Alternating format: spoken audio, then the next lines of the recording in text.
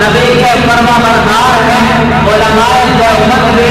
نبی کے فرما بردار ہیں، صحابہ کرام بہادر ہیں، علماء دیوبند بھی بہادر ہیں، صحابہ کرام کو جنگل کے درندوں اور شیروں نے راستے بتائے۔ بخاری شریف میں روایت آتی ہے حضرت سفینہ رضی اللہ عنہ صحابہ کرام کے قافلے کے ساتھ جا رہے تھے، چلتے چلتے راستے میں موسم بدل جاتا ہے، اچانک فضائے آسمانی کو آدھی فضائے گھیر لیتی ہے، بادل گرج رہا ہے، بجلیاں چمک رہی ہے، شیر اور درندے بھاگ رہے ہیں۔ حضرت سفینہ رضی اللہ عنہ صحابہ کرام کے قافلے سے بھٹک جاتے ہیں اور چلتے چلتے ایک غار کے دہانے پہ جا کھڑے ہوتے ہیں۔ جب حضرت سفینہ رضی اللہ عنہ غار کے دہانے پہ جا کھڑے ہوتے ہیں تو اندر سے ایک شیر نکلتا ہے، وہ صحابی رسول کو دیکھ کر دھاڑنا شروع کر دیتا ہے۔ جس وقت شیر دھاڑتا ہے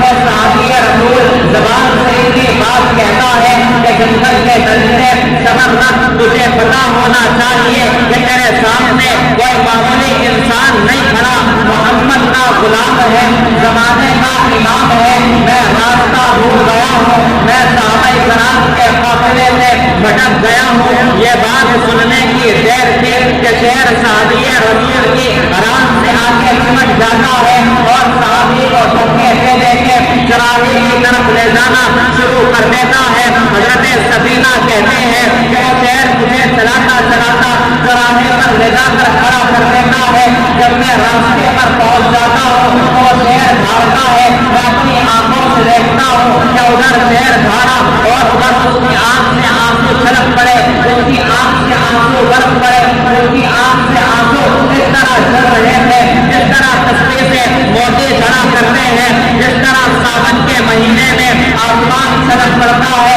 جس طرح ساون کے مہینے میں آسمان برف پڑتا ہے۔ حضرت سفینہ کہتے ہیں کہ جب وہ شیر دھاڑا اور اس کی آنکھ سے آنسو نکلے تو میں سمجھ گیا کہ جنگل کے درندے نے صحابی رسول کو آخری سلام کیا ہے۔ وہ علماء دیوبند کا قافلہ صحابہ کرام کی ارواح کے جاتے ہوئے قافلے سے بٹا ہوا قافلہ ہے تاکہ امت کے آخری دور میں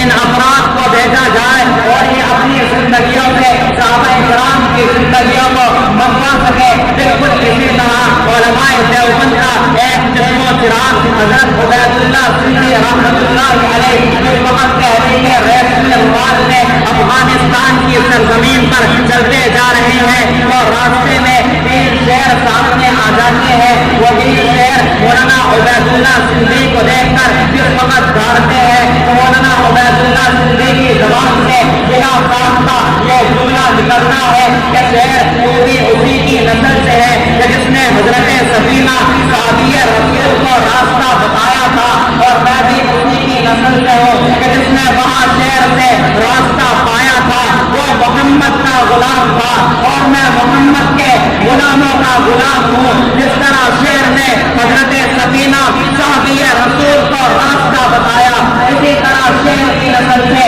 زندگی پانے والے تین شیروں نے دیوبند کے فرزند ارجمند مولانا عبید اللہ سندھی کو راستہ بتایا۔ تو علماء دیوبند کا قافلہ صحابہ کرام کی ارواح کے جاتے ہوئے قافلے سے بٹا ہوا قافلہ ہے۔ حضرت امیر شریعت رحمۃ اللہ علیہ کے فرمان کے مطابق، اور امیر شریعت کون ہے کہ جس کی کتاب پڑھے بغیر کسی مولوی کے سر پر دستار نہیں بنتی، پگڑی نہیں بنتی، وہ امیر شریعت۔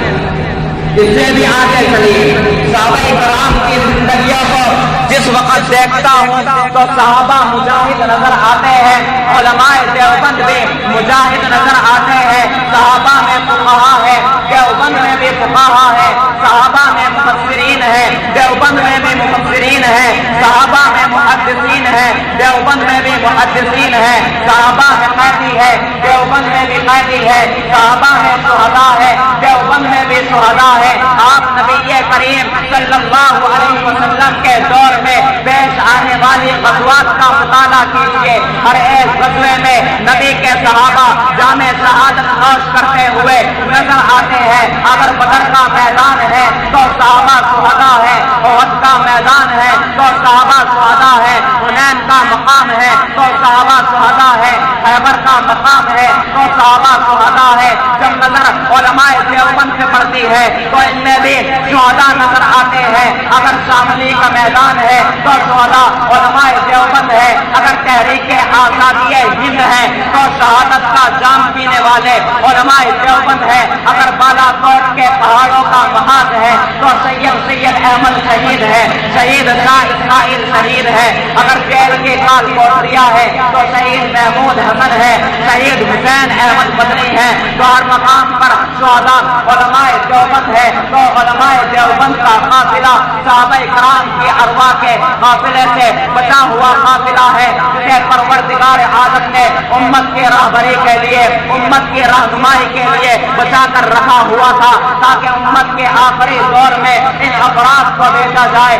اور امت ان کی زندگیوں کو دیکھ کر، صحابہ کرام کی زندگیوں کا، ان کی قربانیوں کو دیکھ کر، صحابہ کی قربانیوں کا، ان کی صداقت کو دیکھ کر، صحابہ کی صداقت کا، ان کی عدالت کو دیکھ کر، صحابہ کی عدالت کا، ان کی سخاوت شرافت کو دیکھ کر، صحابہ کی سخاوت شرافت کا، اور ان کی شجاعت اور بہادری کو دیکھ کر، صحابہ کی شجاعت اور بہادری کا، اور ان کے علم کو دیکھ کر، صحابہ کے علم کا، ان کے اخلاص کو دیکھ کر صحابہ کے اخلاص کا یقین کر لے، اور ان کے نہ بکنے نہ جھکنے کو دیکھ کر، ان کی ملک سے وفاداری کو دیکھ کر محمد کے صحابہ کی محمد سے وفاداری کا یقین کر لے۔